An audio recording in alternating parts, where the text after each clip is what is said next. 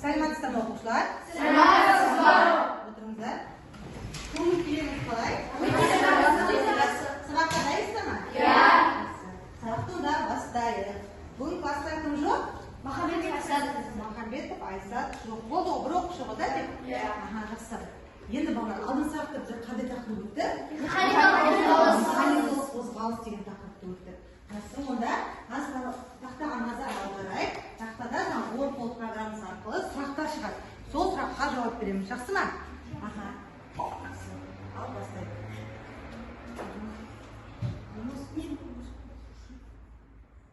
Траекторияның неше түрі бар?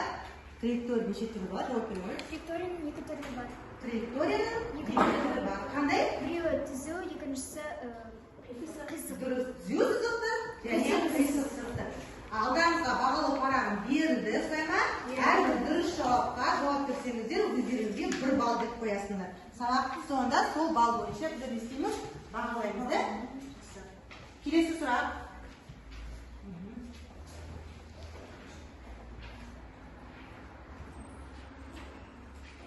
Жол дегеніміз не балалар? Кім жауап береді?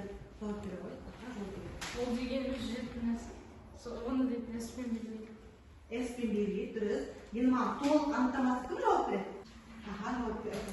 Жол дегеніміз адамның жүрген жолы, біз оны С белгісімен белгілейміз. С белгісімен белгілейміз. Немесе траекторияның не деп атайды? Ұзын сызығы. Жақсы. Келесі сұрақ.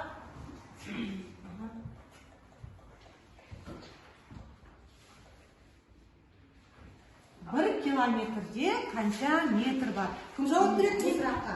1 километрде қанша метр бар? Айзерена.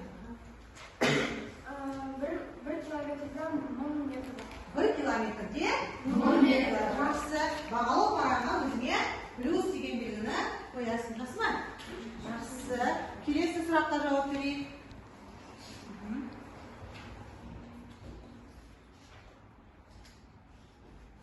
Материялық нүкте дегеніміз не оқушылар? Кім жауап береді? Материялық нүкте дегеніміз не? Кім айтады? Материялық нүкте дегеніміз не? Кім бұл сұраққа жауап береді? Материялық нүкте дегеніміз не? Кім бұл сұраққа жауап береді? Ол деген біз тұрған жерде өте алыста тұрған зат, кішкентай точка болып көрінеді. Соны біз материялық нүкте деп атаймыз. Материялық нүкте деп атаймыз. Енді мына жерде физикалық тұрғыда айту керек та анықтамасы. Жақсы. Келесі сұрақ. Келесі сұрақ. Апай. 1 минутта 60 секунд бар. 1 минутта 60 секунд бар. Жақсы жарайсың. Бағалау парағына балыңды плюс деп белгі қой, 1 балл деп қой. Жақсы, келесі неше сұрақ қалған екен бізде де балалар? 2 сұрақ қалды. Жақсы, 2 сұраққа жауап берейік. Траектория дегеніміз не? Кім сұраққа жауап береді? Траектория дегеніміз не? Траектория дегеніміз не? Кім сұраққа жауап береді? Денен қозғалғанда одан із қалу. Иә, дұрыс. Не қалдыру? Із қалдыру деп атаймыз. Траектория деп атаймыз. Жақсы балалар. Соңғы сұрақ. Қандай сұрақ?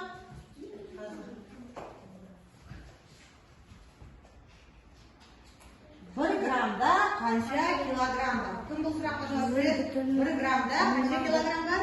0,1 килограмм.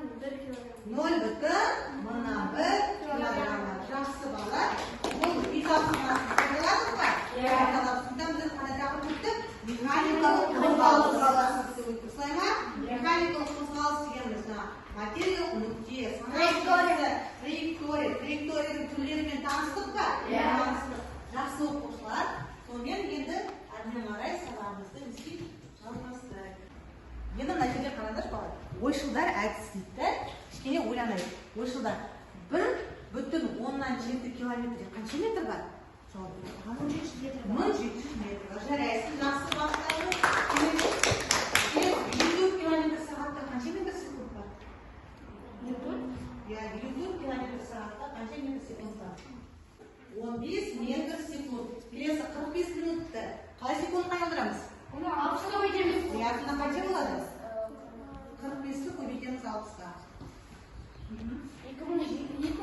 2700 секунд. Жақсы, отырады. Жақсы оқушылар. Енді мына жерде мысал, өмірде келтірген мысал. Мысалы, сендер мектептен үйге жету үшін қандай физикалық шамаларды білесіңдер? Айта қойыңдар. Мектептен дұрыс, иә. Қандай физикалық шамалар және Метр, сантиметр. метр, сантиметр, дециметр. Жақсы. Мектептен үйге жету үшін, немесе үйден мектепке жету үшін километр. Жақсы. Айта ғой. Ол қандай физикалық шамалардың өлшем бірлігі? Білесіңдер? ХБЖ, дұрыс, халықаралық біліктер жүйесі де. Жақсы, отыра ғой. Енді қалай білесің мына жерде мектептен үйге жету үшін, үйден мектепке жету үшін біз қандай физикалық шамалар қолданамыз? Өлшем бірліктер километр, километр, сағат, метр. Осы суретте не көріп тұрсыңдар оқушылар? Дұрыс, иә. Жылдамдық, сағат, уақыт, және ортақ қасиеті қандай? Нені білдіреді, балалар? Өлшем бірліктерді білдіреді, форманы білдіреді. Солай ма? Өлшем бірліктерді білдіреді екен, форманы білдіреді екен. Жақсы. Ал енді мына жерде ребус. Ал ребустың шешімін қарайықшы. Кім жауап береді? Ребустың шешімі. Бірінші, ребустың шешімі қандай? Иә, айта ғой. Қозғалыс. Сен айта ғой.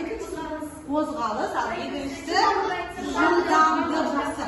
Жаңа оқушылар біз айтып, суретті талқыладық да, ребус шештік, және жаңағы өмірде мысал келтірдік. Енді осының барлығы біздер қалай ойлайсыз? Бүгін біздер қандай тақырып өтеміз? Дұрыс, жылдамдық, және қозғалыс, дұрыс, жылдамдық. Дәптеріңізді ашыңдар. Сабақтың тақырыбы түзеу сызықты, бір қалыпты және бір қалыпсыз қозғалыстар, жылдамдық. Тақырыбымыз сабақтың тақырыбы түзеу сызықты, бір қалып және бір қалыпсыз қозғалыстар және жылдамдық.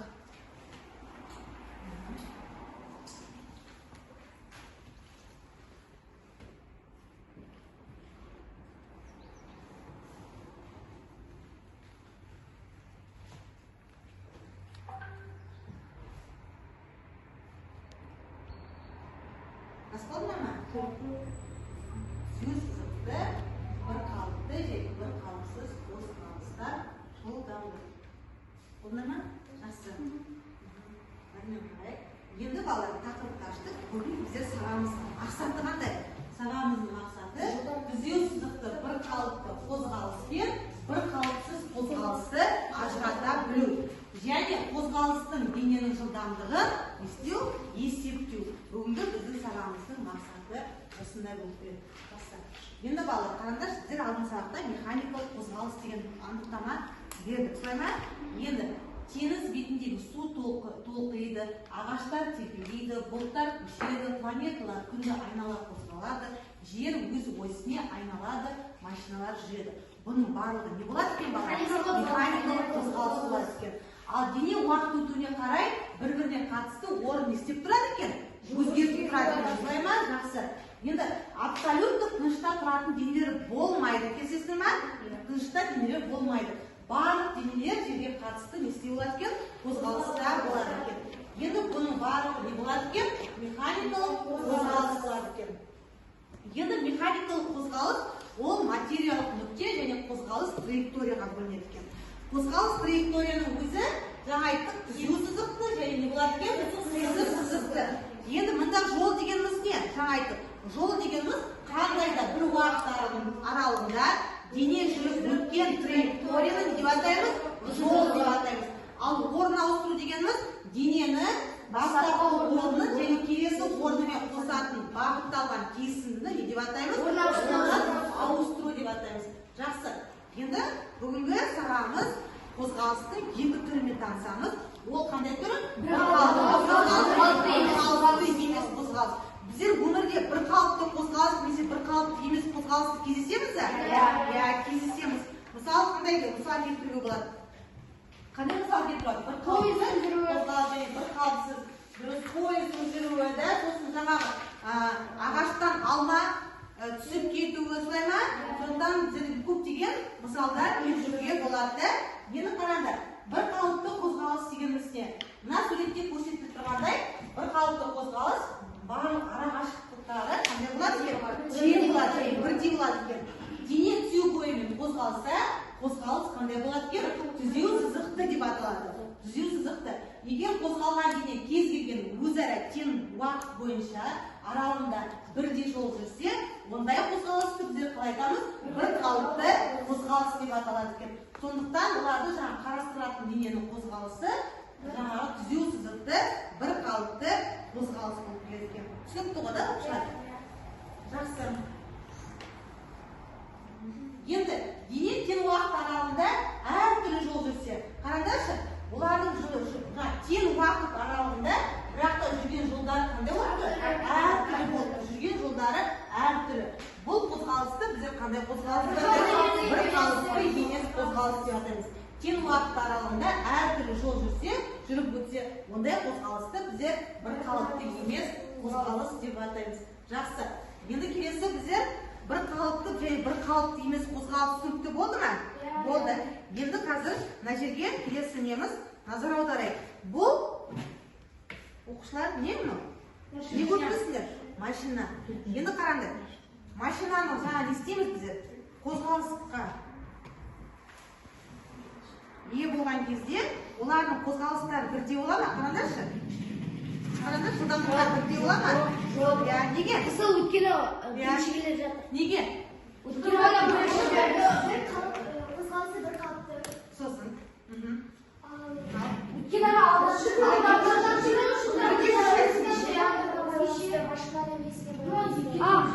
апай, қызылы кішкене ауыррақ, ал көк жеңіл. Сонда олардың жылдамдықтары қандай болады? Жаңа біздер суретке қарағанда ауыр машинаның жылдамдығы, жеңіл машинаның жылдамдығы, немесе тасбақаның жылдамдығын алайық та, жаңа біздер әртүрлі жануарлардың жылдамдықтарын алса, олардың жүгіру жылдамдықтары қандай болады екен? Әртүрлі болады. Жақсы, енді жылдамдық деген ұғым берейік. Жылдамдық дегеніміз не? Қозғалыстардың бір-біріне айырмашылығы болады. Өйткені әртүрлі дене бірдей уақыт аралығында түрліше жол жүру мүмкін. Енді қозғалыстардың осындай өзгерісін біз жылдамдық деген ұғымды не істедік? Енгіздік. Жылдамдық дегеніміз не? Ол орын ауыстыру векторы уақыт бойынша алынған туындысына тең және траекторияға берілген нүктеде жүргізілген жарнама бағыттас векторды айтады екен. Біздер жылдамдықты мынандай V әріппен белгілейміз, солай ма? Жылдамдықты V әріппен белгілейміз, бұны V. Енді жылдамдықты қандай құралмен өлшейміз? Спидометр, мына тақтада көрініп тұр. Барлықтарыңыздар білесіздер ғой. Дене шынықтыру жүгірген кезде, дене шынықтыру сабағында. Немесе қайда бар? Машиналарда бар, дұрыс, машиналарда бар, дұрыс, мотоцикл, бүкіл үйлерде құрылып. Жақсы. Енді жылдамдықты біздер қандай әріп белгілейміз? V.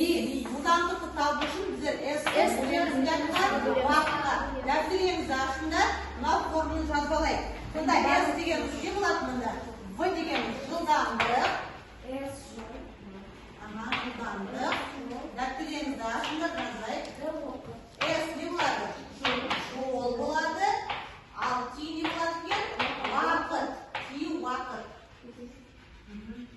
Енді жылдамдықтың өлшем бірлігі не болады? Халықаралық бірліктер жүйесі метр бөлінген секунд болайға, жолдікі метр, ал менікі уақыттікі не болады екен? Секунд, уақыттікі секунд жазып алады. Енді осы формадан біздер жолды түрлендіре аламыз, солай ма? Жолды түрлендірген кезде дененің бір қалыпты қозғалысының жылдамдығы белгілі болса, сол арқылы дененің белгілі бір уақыт ішінде жүрген жолын біздер анықтай аламыз. Солай ма? Сондықтан S тең болады. Істейміз, бұны көбейтеміз қайтқа? Уақытқа. Осы формадан біздер уақытты төлендіретін болсақ, S-ті бөлеміз неге? Жылдамдығын арқылы. Жақсы болды. Дененің бір қалыпты қозғалысының жылдамдығы мен жүрген жолы белгілі болса, сол қозғалысқа кеткен уақытты табуға болады. Жақсы.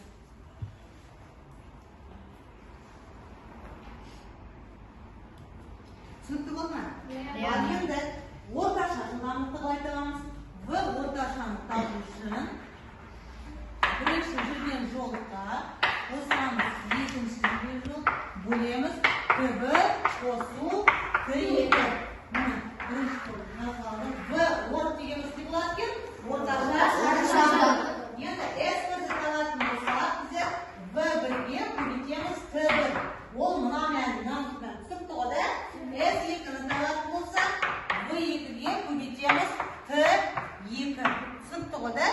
Ал егер Т1-ді табатын болсақ, В1-ді, S1-ді бөлеміз В1-ге. Ал Т2-ні табатын болсақ, S2-ні бөлеміз В2-ге. Қаным жазып алды.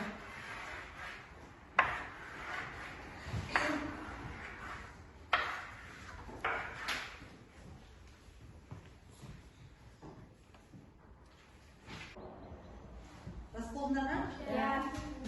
Енді қараңдар, тақтаға назар аударайық. Жаңа айттым, жылдамдықты біздер биометрия белгілейміз. Солай ма? Халықаралық бірліктер жүйесінде өлшем бірлігі не болады екен? Метр бөлінген секунд. Бірақ та метр бөлінген секундтан басқа өлшем бірліктер бар. Ол километр бөлінген сағат, сантиметр бөлінген секунд. Түсінікті ғой да? Біздер оны міндетті түрде қайда айналдырамыз? Метр бөлінген секунд. Енді жолдың өлшем бірлігі метр. Біздерде көбінесе есепте біздер километрмен есептенеді. Солай ма? 1 километрде қанша метр бар? 1000. Біздер оны неге айналдырамыз? Метрге айналдырамыз. Келесі уақыт. Уақыттың өлшем бірлігі секунд. 1 минут, мысалы минут, сағат ретінде есеп шығарған кезде минутты біздер неге айналдырамыз? Секундқа.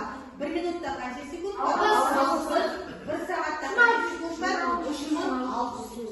Жақсы. Енді бүгінгі тақырып түсінікті болды ма? Иә. Енді әрмен қарай оқушылар тапсырма орындайық. Тақтаға назар аударайық. Мына жерде қазір сұрақ шығады. әзір ұяшықта сұрақ болады. Ол өлшем бірліктерге байланысты түсінікті ғой да? Соның жауабын тез табайық. Бірінші ұяшықта 7,9 километр бөлінген секундта қанша метр секунд бар? Милан жауабы 7900 метр секунд. 7900 метр секунд бар. Жақсы. Бақтамыз. Не, бағалы парағына бал қояды. Келесі ұяшықта ашайық. 360 километрде қанша метр бар? 3600 метр. 3600 метр, дұрыс па? Жақсы.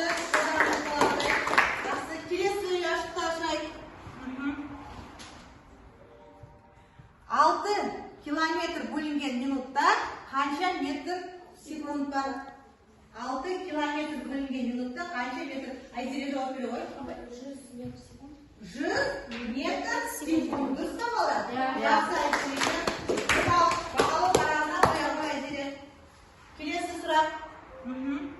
250 сантиметрде қанша метр бар? Қанша метр бар? 2500 метр ма? Дұрыс па?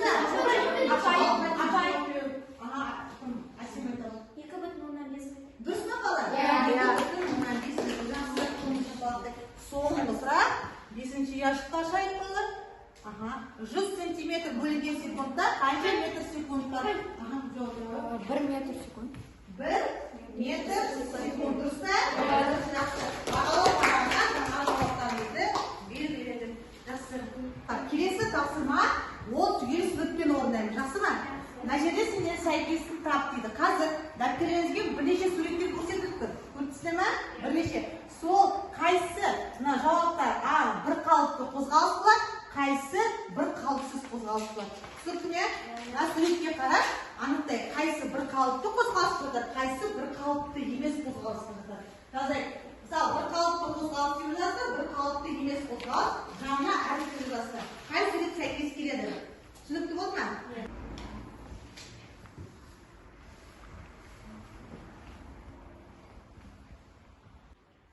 Болдыңдар ма? Тездеміз бала. Мына сіздерге неше сурет беріп тұр? 10 суретті. Қайсы бір қалыпты қозғалысқа жатады, қайсы бір қалыпсыз қозғалысқа жатады.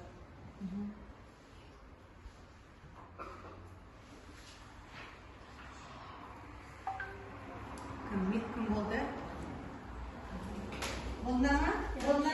Ал жақсы, тексерейік бала. Бірге отырып, бірге тексерейік ма? Тақтарыңызға аударайық. Бірінші сурет қай қозғалысқа жатады? Бір қалыпты қозғалыс. Екінші сурет? Бір қалыпты емес қозғалыс. Үшінші сурет? Бір қалыпты емес. Төртінші сурет? Бір қалыпты емес. Бір қалыпты. Келесі. Бір қалыпты емес. Бір қалыпты емес. Бір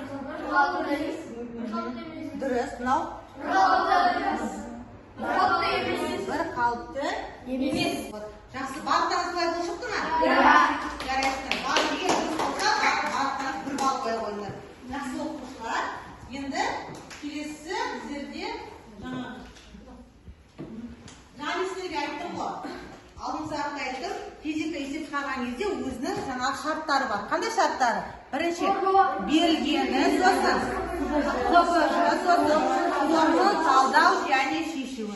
Ол есепті қазір осылай шығарамыз. Түсінікті ғой, да? Жақсы. Қазір тақтаға шығатын. Мынандай есеп. Автобус 2 сағат ішінде 120 км жол жүрді. Автобустың жылдамдығы қандай?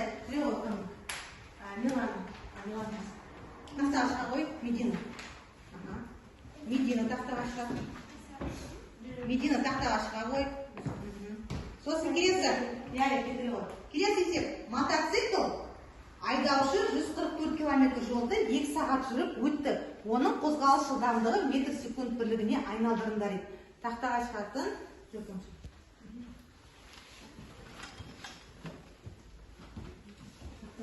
Қалғандарыңыз орындаймыз.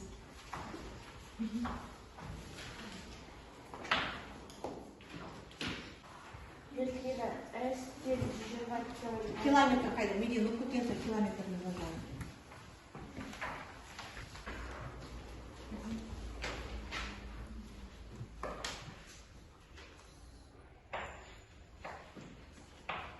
Жас Медина.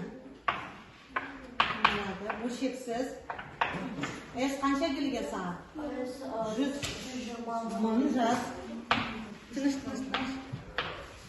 Мың метр жүресің. 20 метр секунд. Аха, жас отыра ғой. Келесі Мединада қанша болады? 16 бүтін. Жақсы оқушылар. Келесі тапсырма, жеке тапсырма. Әрбір тақтаға назар аударайық. Я жоқ деген білесіздер, true false деген. Білесіздер. Қазір сұрақ шығады, сол сұраққа я немесе жоқ деп жауап бересіздер. Жақсы ма? Дәптеріңізге орындайсыздар, тез қазір. Сұрақ шығады қазір. Уақытты тәтімен белгілейміз.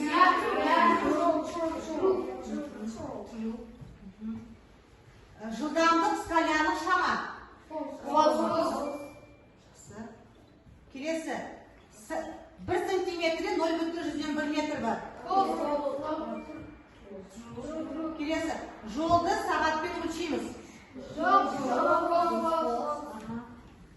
Жолды сағатпен өлшейміз. Дұрыс па? Бүгін сағат түсінікті болды ма? Не істедік біздер бүгін сағатты? Есеп шығардық. Енді қазір сол тақырыпты меңгеру үшін біздер тест. Сендерге чатқа мен ссылка жібердім. Солай ма? Ссылка. Сол ссылканы қазір ашасыңдар. Ссылканың ішіне сұрақ бар. Қазір сол сұрақ тестқа жауап бересіңдер. Және тақтада шығып тұрады. Кім бірінші орындаған?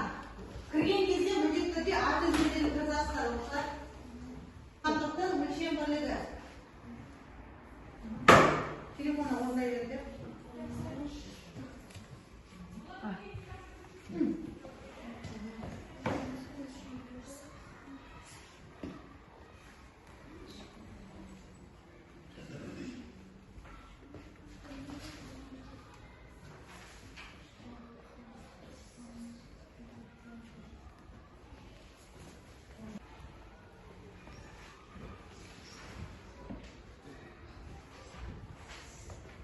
Жақсы оқушылар, тапсырманы орындап болдыңдар ма? Кім қанша балл жинаған білесіздер ғой, солай ма? Анда көрсетіп тұрады. Кім қанша балл? Неше сұрақ берді сіздерге? 7 сұрақ. Сол 7 сұрақтың 7-еуіне кім жауап берді? Түгел.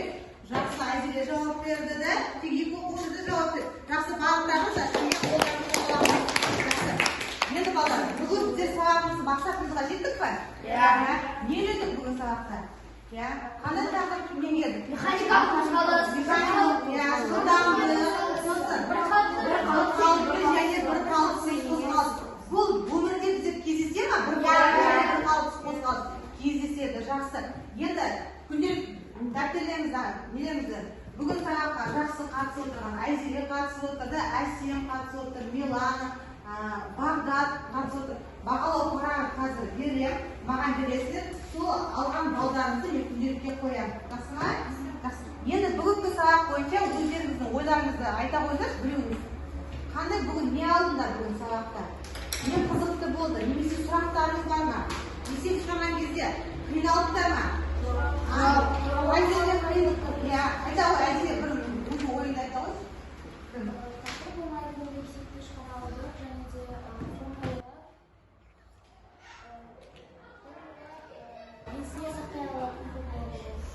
Иә, сосын жақсы. Жақсы, неге? Параграф жаңағы 7. Түсінікті ғой да? Жақсы бала, сабақ аяқталды. Сау болыңыздар.